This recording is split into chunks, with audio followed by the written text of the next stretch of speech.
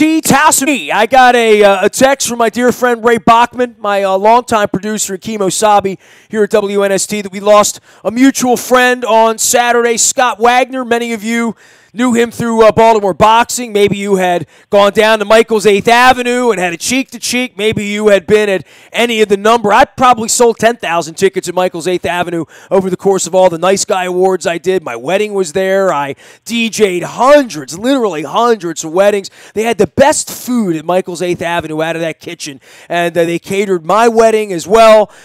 And this guy here was in the boxing circles, and I've known Jake Smith. Jake, you and I, about 25 years we've been at this. I've been on the air 27 years. When did you start Baltimore Boxing and get into this crazy thing that you've been doing all your life? Well, I started boxing when I was 12, opened Baltimore Boxing and Fitness up 25 years ago. 25. And I was fighting before that. I was on your radio show. Scott Wagner actually brought me on your radio show the first time I've ever been on there. Wow. It was right before one of my comeback fights. Wow, you got memory. So you came into my studio or called in? What did we do? Because we broadcast down there before fights back in the day. I mean, you know, I broadcast down there before the Nice Guy Awards. And, I mean, how many concerts were down there, Jake? You know, I mean, how many? The Beastie Boys, he had all kinds of good concerts. He was telling me some stories about the Beastie Boys, how some of them weren't the most friendly there is, but there were good stories. I remember the night he booked Morrissey down there, but he was having metal shows down there and all that stuff. But so the first time you met Scott Wagner was when? He was a guy who loved boxing. His dad loved boxing. He loved to talk about Ali and Frazier and Norton and Liston and, you know, Sugar Ray and Hagler and Holmes and Duran. And, you know, he loved they love that, and I guess for anybody that wanted to box, he gave anyone of that era a chance that if you could box and you were going to take it seriously as a vocation, not that I would even advocate that for a kid, honestly, for me, but I know it changed your life, Jake. You know, he was going to be a guy that gave everybody a fair chance, and he was a fair, honest guy, and he was a guy who was so passionate about what you did, man. Yes, he was. He's one of a kind. He's a superstar in my eyes. Tell me the first time you met him, Jake. The first time I met him, we were little kids. I mean, I've known him since probably like maybe 12. Wow. 15, somewhere around there. Was he older than you or younger than you? Like, what was that experience? What was? I'm sorry, I missed it. Was he older than you or younger than you? He was younger than me. He's a couple years younger. Okay, so you were like boxing, and he was like coming. Well, he moved into his dad's place right away, and he almost started doing ballroom boxing. That was his vision, right? That was his Super Bowl, was to turn his ballroom into a place that legitimately could have any fight. Like, I can almost say it like he would say it. I just wanted to have one card, man, and then the television, and then the ding-a-ling man, and then the next thing you know, Joe Frazier's down here, and we're bringing him ringside. And he was so proud of that promotion, and I think he should be, right? I mean, there's no doubt about that. He was a hero in boxing around here. I mean, well, not only around here, just around the country, everywhere. He made it big, man. He was the man. He was a genius. He just kept coming up with ideas, and they all worked. You know, for you and what it meant to you, because you've sort of went into that business, right? I mean, like you learned a little bit about the promoting game. It's what you do now at Baltimore Boxing. You're putting on fights. You're putting on fights next month. We're going to promote that for you and talk about it. But what did you learn from him about that part of this? Because you were just a fighter, right? Then you were a manager. Then you're a promoter. You've literally done everything in the game. Yeah, I've done everything in the game, and Scott helped me along and was by my side most of the time. I mean, I had many of my pro fights at Michael's 8th Avenue with Scott. And then when I started managing and training fighters, he put my guys on his cards. So, I mean, he's always been there, and he's always looked out. And then as I grew a little bit into the game, I started promoting on my own, and we became competitors, but we were always friendly. Everybody's like, oh, you and Scott hate, just trying to drum up stuff. I was like, no, man, me and Scott are tight. We talk all the time. We're good. Jake, talk about give me 5 names, 3 names, a couple of guys. I mean, let's start with the Dingling Man, right? Because Scott used to call in and talk about the Dingling Man and, come on down and see the fights. And look, a lot of it was about selling corporate tables and, I mean, celebrities. I mean, I used to go down there, Steve Miles, and I would go, and Ed Hale, and, everybody be ringside. The Ravens players would come. The Redskins players would come.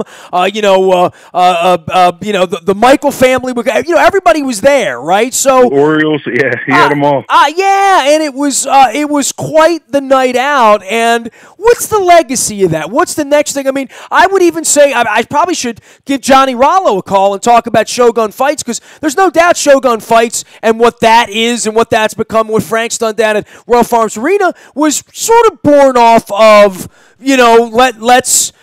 Making a night out, making it sort of Vegas and glamorous, right? Sort of. Right. And you were doing it over at Drew Burns at that time, right? Yes.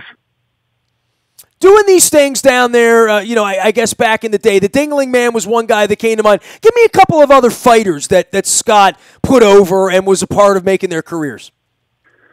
Oh, myself. He had Hasim Rahman. Of course. He had Jimmy Lang, Skippy Banks, Carson McCory. Oh, man, the list goes on. Name a couple fighters from the area, and they were on there. Well, I don't think there's any doubt about that. We're talking about like after the Reggie Gross and the Petway era, where Stu was putting the fights on out in Martin's West as well. But I mean, we really have a rich legacy, and we talk about Hasim Rahman. It's about a guy that shocked the world, won a heavyweight championship of the world one night. I got a great picture of him with his fist up against my chin at a Journey concert last year, Jake. It was a thrill to see Rahman there. I didn't realize he and Ross Valerie from the band were such fans, but boxing is still alive and well. Correct? You got some fights coming up next month, right? Yeah, March 22nd at Michael's 8th Avenue. It's going to be a tribute to Scott, without a doubt. We're going to have his pictures all over the place. We're going to be talking about him the whole night, and just his memories, man. Well, look, everything, and it's going to be in his house. Well, and also, Scott, we're putting together the Hall of Fame right now. Okay. The Maryland Boxing Hall of Fame, which is going to be April 29th, and we got Scott into it. We had a meeting because Scott was a little sick, so I got him to go to the meeting with me, and I stood up in the meeting and I said, I want to put Scott Wagner into the Hall of Fame, and everybody in that room it was a unanimous decision. Everybody in there said, yes, we're putting him in. So he kind of got us, not him personally, but on my part, I've really pushed to get this Hall of Fame working this year because we haven't had it in 8 years. Where is it housed? Is there a place? Michael's 8th Avenue. Okay, because I know when Sports Legends sort of blew up, and I haven't had that conversation with Mike Gibbons, and and anytime something like that happens, I think it's a tragedy for sports and for the region. As someone who is a sports historian, and I know how much respect you have for the history of all of it. I mean, even when I sat down with Sugar Ray Leonard a couple years ago, all I can remember was seeing his gloves in that little Hall of Fame that sits where Frank Remish's office is now, underneath the then Baltimore Civic Center. There was a room there where the gloves of Sugar Ray Leonard from the Fireball fight are. There was a Hall of Fame there, and I think there's like we've talked about here, rich heritage. And going back, I know back in 2006 they inducted Petway and Warren Thompson. You were also a part of that as well. And if it's going to exist and it's going to move forward, there's got to be a place for all that. So, well, look, I know Saturday. The Hall of Fame is at my gym in Baltimore Boxing now. Wow. Yeah, so that's all the memories most of them are in there that we've kept track of.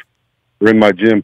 But also going into the Hall of Fame is going to be Sugar Ray Leonard, who's not in the Maryland Hall of Fame yet. So we're putting him in this year, also along with Scott, along with several other people that I know are already in. Is that event down at Michael's? That's going to be at Michael's 8th Avenue, April 29th. April 29th, that night. Look, you can go to BaltimoreBoxing.com, learn more about Jake. Obviously, Jake's got, like I do, a lot of emotions about Scott. The craziest thing, man, is Ray hit me on this, and I think we all knew Scott had demons, right? Like, so that's sort of out in the open, and we all have that first day with him. I mean, God, you knew him when you were 12 years old. I mean, that's a whole different level than me, Jake. I mean, I met him through a guy named Dave Rausenberger, who was a great old sales guy and was teaching me in 1992 how to sell radio. And Dave said, I met this guy, and Dave sold bridal ads in a magazine. And he said, I met this young guy down in Glen Burnie. He's a great guy. You're going to love him. He's a lot like you. You're going to think alike. He's promotionally minded. He loves sports. He loves boxing. His dad is a state senator. His dad's a brilliant guy who's helped all these people. And he said, I want you to meet him. And he took me down there. And I just took it was basically a blind date, literally, that he set up with me with Scott Wagner. And I went up on the second floor and I sat in the office, and it was like I knew him my whole life 15 minutes in. And that was in 92, 93, 94. I DJ'd weddings, parties. They knew I was on the radio. We did a little advertising. I encouraged people to have their weddings. I got them business. I would send them. Somebody said they're looking to have this or that. And then they did some advertising with me, and they helped me feed my family, Mr. Mike and Mr. Scott. I mean, because when I told him I was DJing a beautiful girl's wedding down there at 2 o'clock, I was there at noon and everything was plugged in. And Scott would always say, and I haven't said this on the radio, and I know you're going to remember this. He would always say, I got my end. I got my end. When it came to the food, when it came to the beer, when it came to the party, when it came to, the fights and the State Athletic Commission and all that, when things were right for Scott and he was of his right mind and on the sunny side of the street, man, there was no better guy in the world, no more passionate guy, no guy you had to love Scott Wagner if you knew Scott Wagner. He'd say, I got my end. And then the Ravens came and he and I dreamed up this concept of doing a Nice Guy Awards. He would always say, you need to have a banquet down here, man. We need to get some celebrities down here. We need to do something for charity. And Mr. Mike would just sit in the corner with his feet up and he'd nod. He's like, yeah, I'll get the governor down here. We'll do the, and we did it. And I have all these pictures, and I'm going to share them this week out on social media because there wasn't a Nice Guy Award that a Joe Ehrman, an Ernest Biner, a Mike Bordick, a Vince Bagley, a Clem Florio, speaking of boxing and horse racing, all these people, Bob Ehrlich, Brian Billick, Artie Donovan, Art Modell, David Modell, Tony Linhart, L. Rod Hendricks, Lydell Mitchell, all these celebrities, Mike Flanagan, all of them came down to Michael's 8th Avenue, Cal Ripken. I had them all.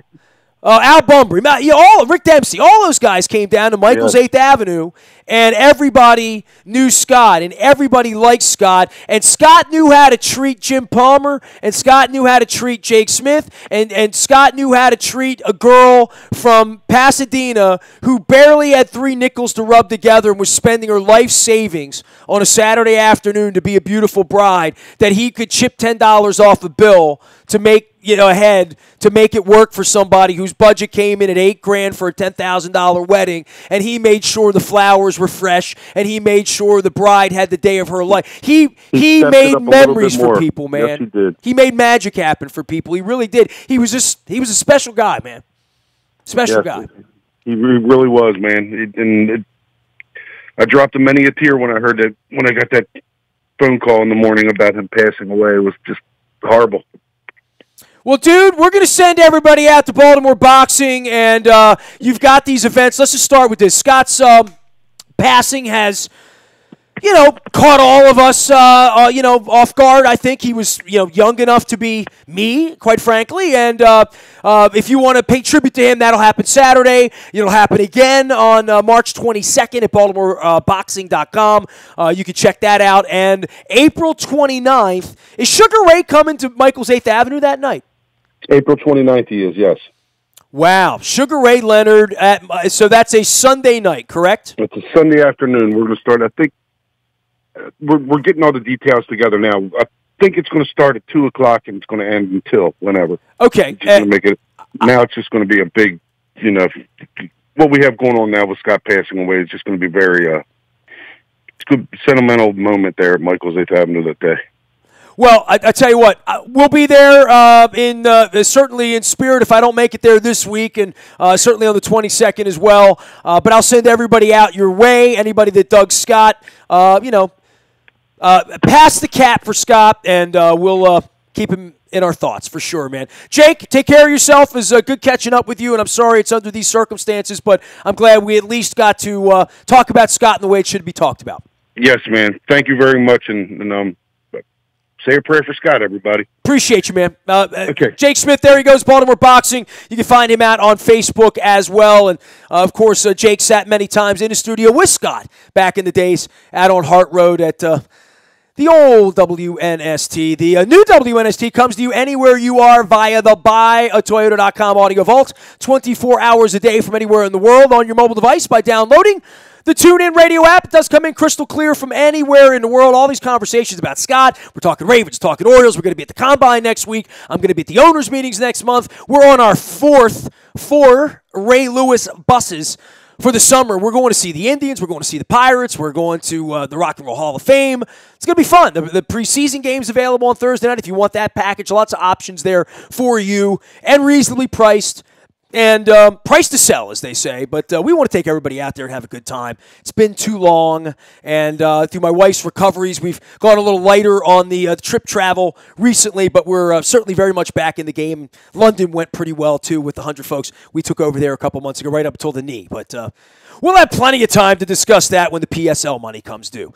You can also find me each and every morning in your email inbox at 7 a.m. It's all brought to you by Planet Fitness. It's called the WNST Morning Newspaper. Delivers directly to your email inbox. About to feature the Maryland Jockey Club's Laurel entries every morning as well. We are working on that as we speak. That'll happen in March. And, of course, the Preakness down the line. We'll be talking about bands and music. And I got Judas Priest, Rob Halford coming on this week. We got Michael Schenker coming on to talk some German rock and roll and some heritage there with UFO and the Scorpions and the MSG band. They're doing their thing down at the Fillmore later on in the week as well. So a little rock and roll, a little music, a little sports. I got Ed O'Bannon coming on this week, some book authors. Alex Hutchinson's going to be here talking about the endurance of athletes.